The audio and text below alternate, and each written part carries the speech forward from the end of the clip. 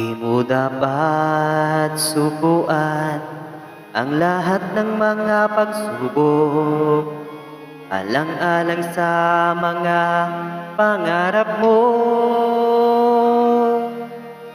Huwag kang bibitaw, kumapit ka lang mahigpit, manalig ka lamang sa Diyos, ika'y palalakasin.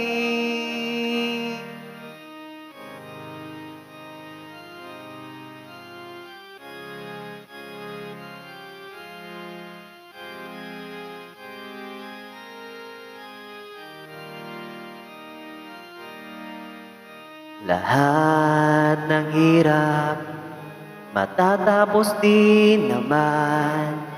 Huwag ka lamang hihinto, ika'y magtatagumpay.